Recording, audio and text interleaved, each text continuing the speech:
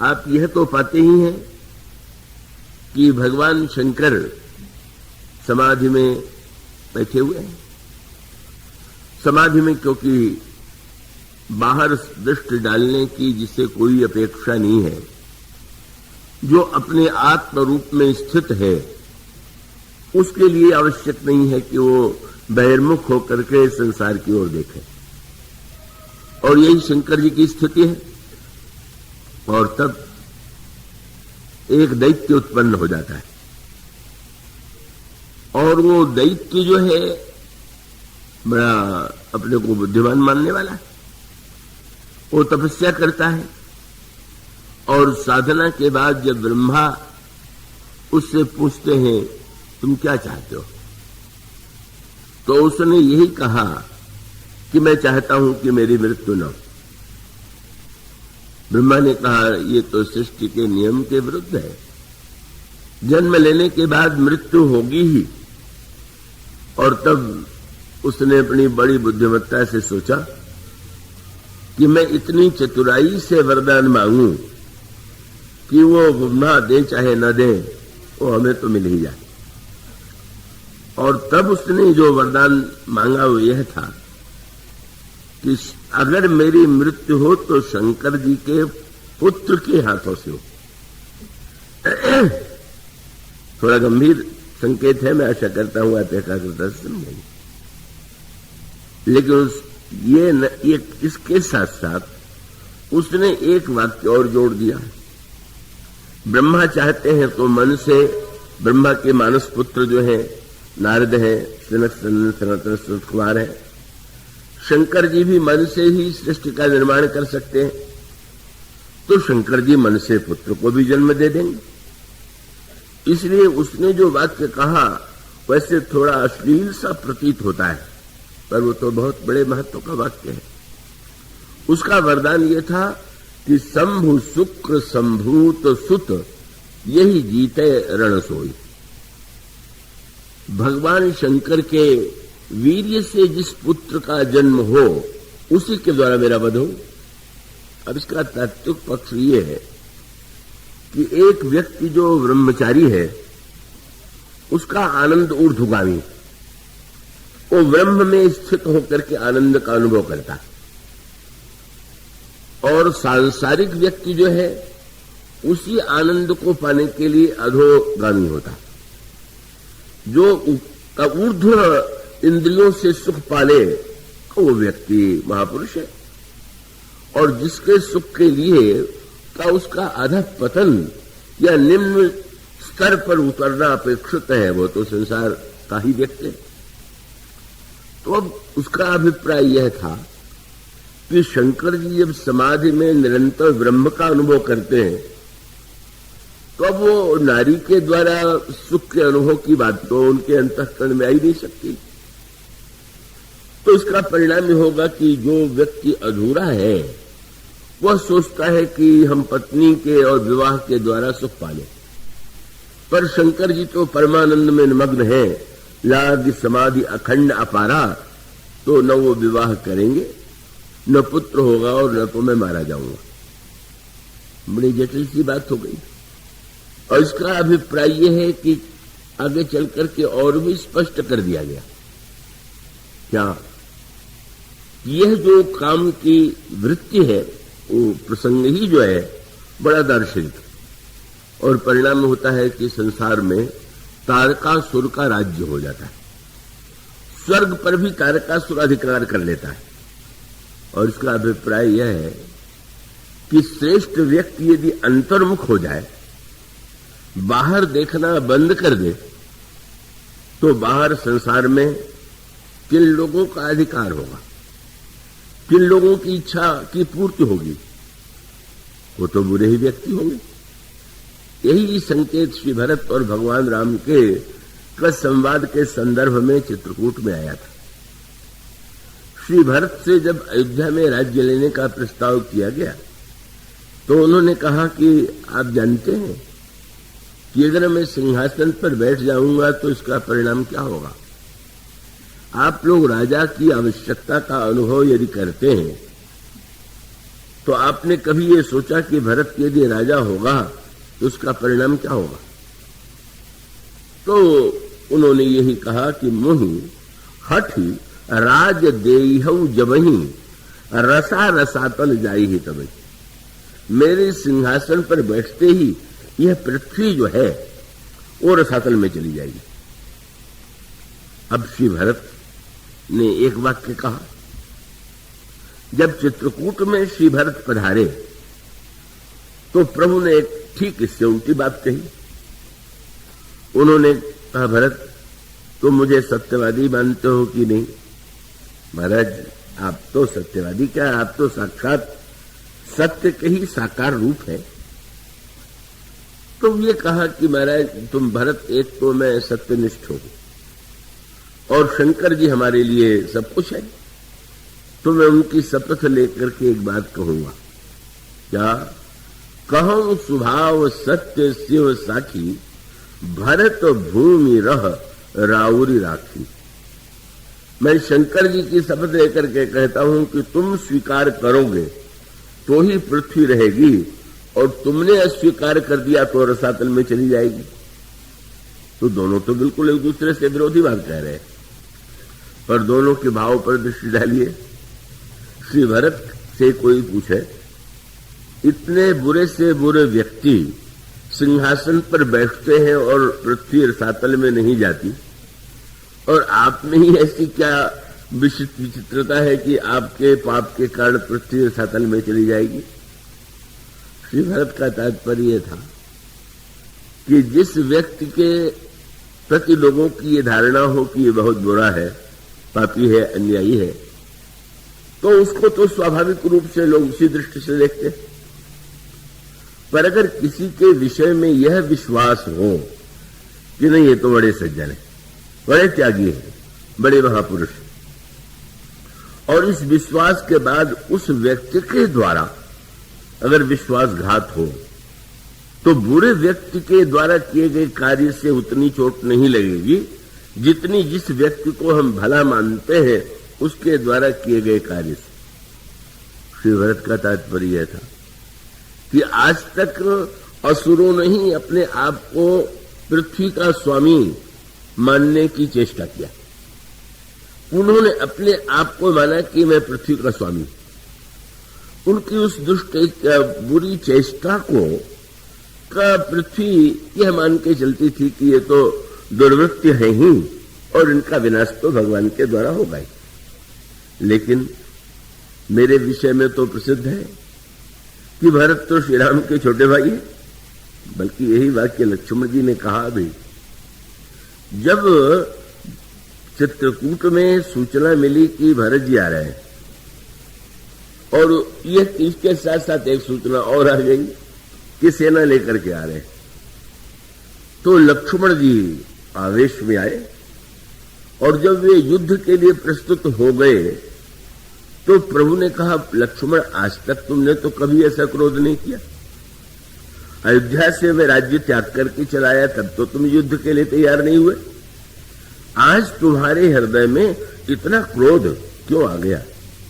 और तब उन्होंने कहा कि महाराज, मैं भरत को जैसा मानता था का जिस समय मैंने सुना कि आपके स्थान पर भरत राजा होंगे तो मुझे रंच मात्र दुख नहीं हुआ, क्योंकि मैं जानता था कि भरत तो महापुरुष है, संत है, आपके भक्त है। पर आज जब मैं सुन रहा हूं कि वो सेना लेकर के आ रहे हैं, और सेना तो लड़ने के लिए ही लेकर के आया जाता है, तो मुझे इतनी चोट लगी इस बात से कि मैं रोक नहीं पा रहा। और शब्द उनका यही, भरत नीतिरत्न साधु सुजाना। लोग कहते थे भरत सुजान है, भरत साधु है, भरत बड़े नीतिज्ञ हैं, और प्रभुपद प्रीति सकल जग जाना। संसार के प्रत्येक व्यक्ति को ज्ञात है कि भगवान के चरणों में उनकी प्रीति है। वह भी आज राज शब्द नहीं, उन्होंने कितना सुंदर शब्द चुना।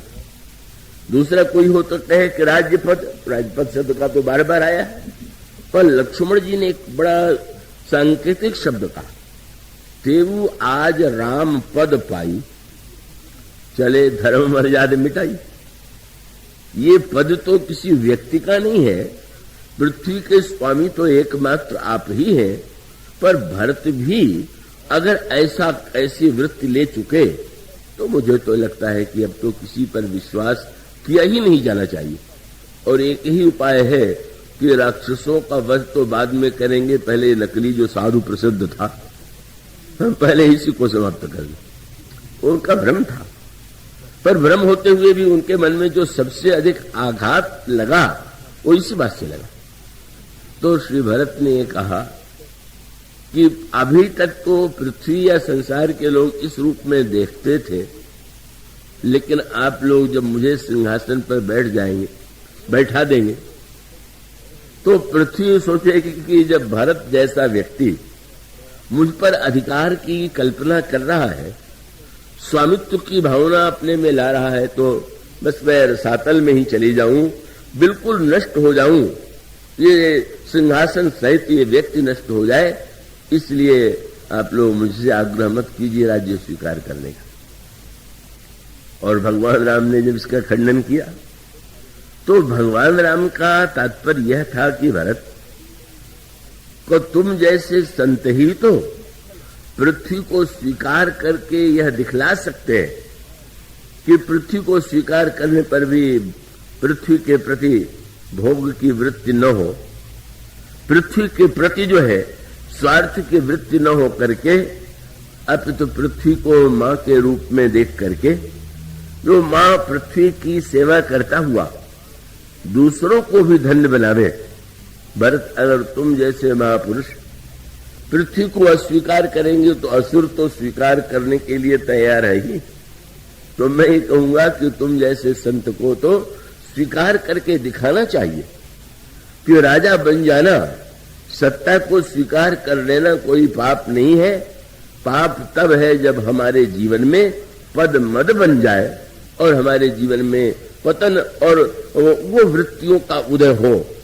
मानो सूत्र वही है कि संसार में अनेक ऐसी वस्तुएं हैं कि और वातावरण में बड़ी विषाक्तता होती है, तो उस विषाक्त वातावरण का एक निराकरण तो यह है कि हम आंख मूंद लें, हम अपने आनंद में स्थित हो जाए।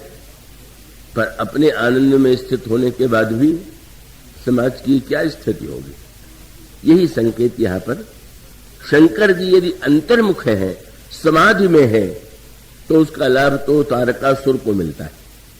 जब श्रेष्ठ व्यक्ति का उससे दूर होंगे तो वीर व्यक्तियों के लिए इससे बढ़ के कोई अवसर नहीं होगा कि वो हर प्रकार से उस स्थिति को उस पर अधिकार करने की चेष्टा करें। और तब इसीलिए तो ये बात आती है कि अब शंकर जी विवाह कैसे करें, बाहर देखें और बाहर उनको कोई आवश्यकता का अनुभव हो, दोनों विवाह करें। शिव समाधि बैठे सब त्यागी। और बहुत मीठी बात आई, भगवान राम को भी लगा कि अब शंकर जी के लिए तो ये आवश्यक है दो दृष्टियों से, तारकासुर का संहार हो ये भी आवश्यक है, और पार्वती इतने दिनों से इनको पाने के लिए प्रयत्नशील है, तो पार्वती का को स्वीकार करके शंकर जी तो स्वयं अनुभव करेंगे कि पार्वती का चरित्र कितना उच्च कोटि का है। और इसलिए भगवान राम शंकर जी के सामने प्रकट हो गए और यही कहा कि आज तो मैंने सुना है कि आप बड़े प्रसिद्ध दानी हैं। और तब उन्होंने यही कहा, अब विनती मम सुनहु शिव, जो मुंह पर निज ने हूं, जाई विवाहु शैल जही, यह मोहि मांगे देव। आप विवाह कर दीजिए पार्वती से, ये मैं मांग रहा हूं दीजिए। अब शंकर जी प्रभु से नहीं कैसे करते, कहने लगे कि प्रभु कह शिव यद्यपि उचित अस नाही। महाराज मुझे तो ठीक नहीं लग रहा है, पर नाथ वचन पुण्य मेटने जाही, तो सिर धरी आय सुख करिए तुम्हारा, परम धर्म यह नाथ हमारा। और परिणाम क्या हुआ, भगवान राम प्रसन्न हो गए और भगवान राम प्रसन्न होकर के अंतर ध्यान हो गए। पर भगवान राम के द्वारा तो कार्य नहीं बन पाया, बड़ी विलक्षण सी बात। जो काम राम से नहीं बना वो काम से बना। क्यों नहीं बना? कब भगवान राम आकर के कहते तो हैं तुम विवाह कर लो, तो विवाह के लिए तो पत्नी के सौंदर्य जिससे विवाह होता है तो वर चाहता है कि उसको सुंदरी पत्नी मिले। अब शंकर जी ने जब भगवान राम ये कह करके जाने लगे तो शंकर जी ने क्या किया? अंतर ध्यान भय अस भाखी, तो शंकर सोई मूरत उर राखी। भगवान राम का वही रूप जो है अपने हृदय में बैठा लिया और गहरे ध्यान में डूब गए। बड़ी अद्भुत सी बात हो गई। का वो कोई व्यक्ति एक ओर तो निकलने की बात कहे और दूसरी ओर डूबो दे, तो शंकर जी तो भाव रस में भगवान के सौंदर्य में डूब गए और विवाह की याद नहीं रही। मानो भगवान के द्वारा उस प्रेरणा को शंकर जी ने तो केवल का यही कह करके कि आप कह रहे हैं तो मैं माने लेता हूं, तो बात तो वही हुई विस्मृति। और तब कितनी सुंदर बात आती कि जब शंकर जी विवाह के लिए प्रस्तुत नहीं हुए तो देवताओं ने सोचा कि अब राम की स्तुति छोड़ के आज काम की स्तुति करें। ये लिखा हुआ है। वो स्वामी जी ने कहा अस्तुति सुरन कीन बहु हेतु, बड़े स्तोत्रों से, काम का इतना सुंदर स्तोत्र है महाभारत में, काम की वंदना की गई है। तो आज देवताओं ने सारे स्तोत्र जो है काम के संदर्भ में जो थे उसका पाठ किया, अपनी समस्या बताई। शंकर जी समाधि में डूबे हुए हैं, ऐसी सहायता करो कि शंकर जी के हृदय में विवाह की इच्छा उत्पन्न हो। और तब गोस्वामी जी ने लिखा कि जब देवताओं ने प्रस्ताव किया, कामदेव की प्रशंसा किया, तो सुर न कही निज विपत्ति तब बिहस कहु असमार। खूब कामदेव हंसा। कामदेव को हंसी क्यों आ रही? बोले जीवन भर तो आप लोग निंदा करते रहे सारे शास्त्र पुराण, और आज मेरी स्तुति हो रही, और स्तुति भी आप लोग इसीलिए तो कर रहे हैं। वो उसमें कहीं उसको ये ज्ञात है कि शंकर जी में को अगर हम उनको प्रेरित करना चाहेंगे तो हमारी मृत्यु अवश्य होगी। शंकर के सामने जाएंगे तो नष्ट तो होंगे, लेकिन उसने यही कहा। उसने विचार करके देखा कि शंभु विरोधन कुशल मोहि विहसी कहा असवार। खूब हंस रहा है और कहा क्या? तदपि करब में काज तुम्हारा, फिर भी हम आपकी इच्छा का पालन करेंगे। और एक बहुत सुंदर सूत्र दिया। सबसे बड़ा धर्म क्या है? भगवान या भक्तों से, शास्त्रों से पूछा जाए तो यही कहा जाएगा कि भाई सबसे परहित सरिस धर्म नहीं भाई। परहित से बढ़कर के कोई धर्म नहीं है। और तब कामदेव ने यही कहा कि आज तो हमारा उपयोग अगर परहित के लिए हो रहा तो मैं तो सर्वश्रेष्ठ धर्म के लिए अपने जीवन को बलिदान कर रहा हूं। और यही वाक्य कामदेव के मुख से निकला। कामदेव ने यही कहा कि श्रुति कहा परम धर्म उपकारा। शास्त्र कहते हैं कि उपकार से बढ़ के कोई धर्म नहीं है। मैं आप लोगों के लोक कल्याण के लिए मैं निश्चित रूप से शंकर जी के सामने जाऊंगा। शंकर जी भले ही क्रोध में मुझे नष्ट कर दें, पर नष्ट होकर के भी आपके कार्य को मैं पूर्ण करूंगा। मानो दो पक्ष है, निंदनीय काम और वंदनीय काम।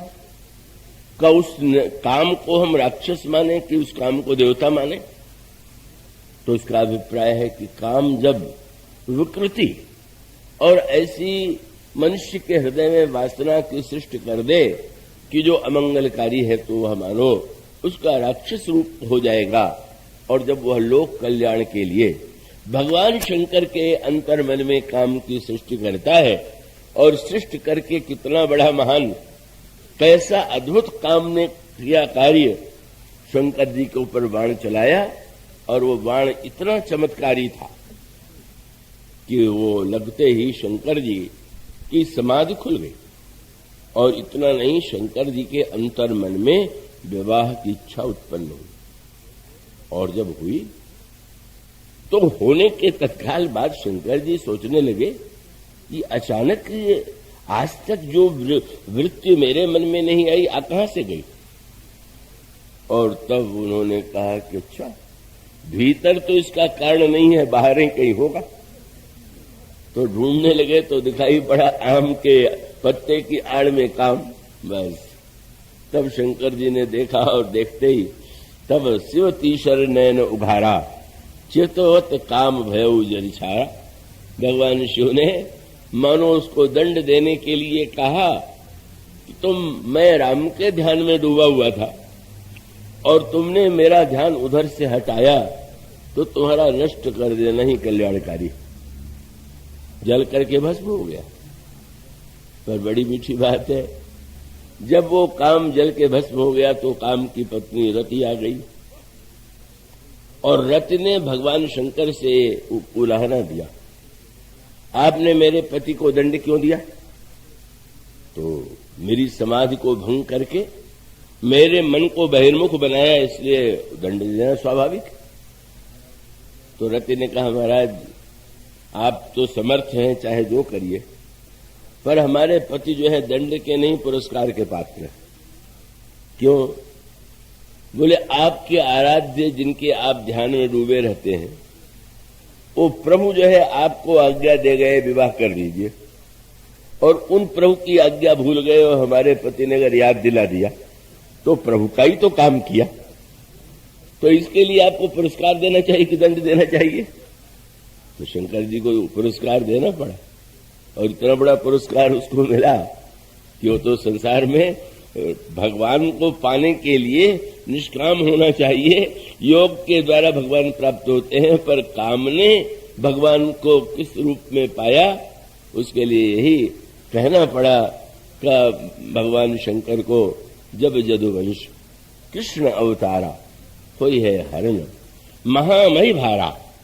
जब संसार के भार का हरण करने के लिए यदुवंश में भगवान कृष्ण के रूप में अवतार लेंगे, तो कृष्ण तनय वही ही पति तोड़ा। तुम्हारा पति शंकर भगवान कृष्ण का पुत्र बन करके, इतना बड़ा सौभाग्य है। जिसको भगवान को पाना ही नहीं है, भगवान जिसको जन्म देंगे, और उसका अंतरंग अर्थ यह है कि भगवान विवाह के माध्यम से ही तो पुत्र को जन्म देंगे, और विवाह के माध्यम से जन्म देंगे तो काम को स्वीकार करेंगे कि नहीं स्वीकार करेंगे। और इसका सांकेतिक अर्थ ये है कि यह जो जिन्हें हम दुर्गुण दुर्विचार कहते हैं, उनकी समस्या यही है कि वह मनुष्य के मन को इतना का इस प्रकार से मलिन बना देने वाले हैं। वो जो जल का दृष्टांत था, जल प्यास मिटाने वाला है, पर मिट्टी में मिला हुआ जो जल है वो तो रोग उत्पन्न करेगा। इसी प्रकार से हमारे अंतःकरण में जो कलुष उत्पन्न करने वाला काम है वो अनिंदनीय है, पर अगर वह काम केवल भगवान के पुत्र के रूप में लोक कल्याण के संदर्भ से जीवित रहे और रहना ही होगा। इसीलिए लिखा हुआ कि शंकर जी ने जब काम को जला दिया तो कैसी प्रतिक्रिया लोगों पर हुई। सबसे अधिक दुखी तो बेचारे भोगी हुए। समुझ काम सुख, तो बस जितने भोगी थे वो दुखी हो गए। अब क्या होगा? काम ही नहीं होगा तो हमारी आनंद की वृत्ति ही समाप्त हो जाएगी। पर व्यंग्य क्या है कि वो जो सबसे अधिक प्रसन्न हुआ वो तारकासुर हो गया। तारकासुर प्रसन्न हो गया। क्यों प्रसन्न हो गया? चलो अच्छा है, जब काम ही नहीं रहेगा तो शंकर जी के पुत्र होने का प्रश्न ही नहीं है और मैं अमर हो जाऊंगा। यह जो उसका गणित है, उसका अर्थ है कि काम भी का जीवन का वह पक्ष है कि अगर वो हमारे अंतःकरण को मलिन न बना करके हमारे अंतर हृदय को का वो भगवान की दिशा में प्रेरित करे, और करता है। जब आप पढ़ते हैं, गोस्वामी जी बहुत बड़े कामी थे। वो बिल्वमंगल प्रसिद्ध भक्त हैं, उनके विषय में प्रसिद्ध है कि बहुत कामी थे, पर एक के काम की वृत्ति ने राम से मिला दिया, दूसरे के काम की वृत्ति ने कृष्ण से मिला दिया। और इसका अभिप्राय यही है कि किसी न किसी प्रकार से इन वृत्तियों को रहने देना है, पर इनमें जो मलिनता आ गई है वो जो दोष है उसी को समाप्त करने की चेष्टा करनी चाहिए।